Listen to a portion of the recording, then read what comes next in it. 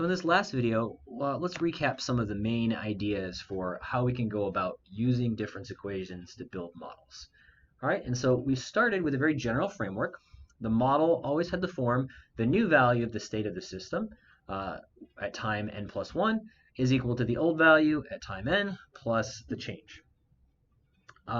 Once we had that form down, we needed to identify the initial value and also come up with a model for the change in the state of the system. And we did that a couple of different ways. We did it using data, trying to find a relationship between the change and perhaps y or some function of y. We can also use known proportionality relationships to build a model. So in the context of yeast, we started by hypothesizing that maybe the growth rate would be proportional to the size of the population, which seems very plausible. And then the other thing you might want to think about is the units. The units of this equation should be consistent, and sometimes that can provide clues as to how you can build the change.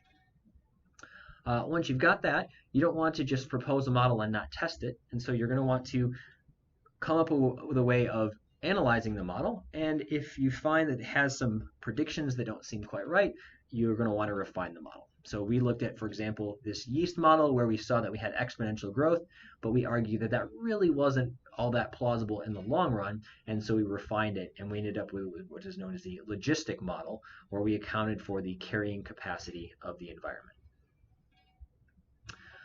All right, so what are some of the questions you should be asking yourself when you are analyzing a model? Well, one of the first things to look at is the long-term behavior. When you have a difference equation, there are a few things that could happen. For one, the model could reach equilibrium.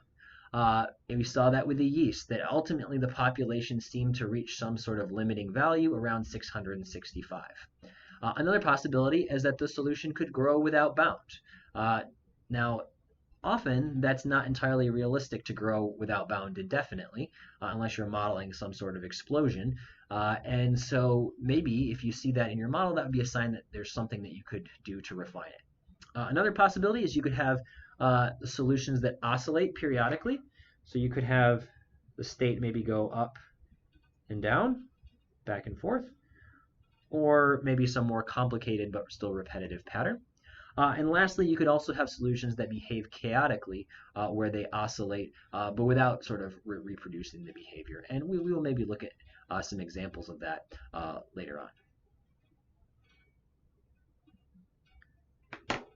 All right, another question you can ask yourself is, are the results consistent with what we expected to happen? Presumably, if you're building a model, you should have some sort of understanding of how the system works and hopefully some intuition about what should happen. And so rather than just sticking with the first model you came up with, you're going to want to make sure that your intuition is consistent with what the model predicts. It should also provide answers that seem physically relevant. So for example, if you're modeling a system where the variable represents the amount of something and you get negative answers, then that's maybe what your model suggests, but that doesn't mean that's necessarily a relevant prediction, and maybe that means that something has gone wrong with the way that you set up the model. And if you have some real-world data, you should probably compare the predictions from the model with the data to verify that they're consistent, at least qualitatively. At least they should have this roughly the same shape. And one other question is, are the results sensitive to your modeling choices? And so we've talked about this earlier in the semester. Sensitivity analysis is important, especially when we're making assumptions. And so if you have parameters in the model, like growth rates, say, what you'd like to be able to say is that the predictions don't change too much when you change the parameters. And so it would be a good idea to explore how the numerical solutions or analytical solutions change as we vary the parameters. Okay, so it should give you roughly the same results if the parameters are slightly different, or if we change the initial conditions somewhat, or even if we relax an assumption. We'd like to hope that we still get something that seems meaningful. All right, so those are some of the questions to ask. How do we actually go about answering those questions? Well, a few different approaches we've looked at. We looked at solving the model numerically with the help of a computer. And in that case, we basically just used a for loop to generate a table of values. And you can also use those values to make a plot. And I would suggest that when you're doing this, because the computer can generate a numerical solution very quickly, you might want to take the time to experiment with different parameter values and different initial conditions to fully understand the behavior. Another thing you might want to think about is finding an analytical solution using the method of conjecture. And so we did a couple examples of that.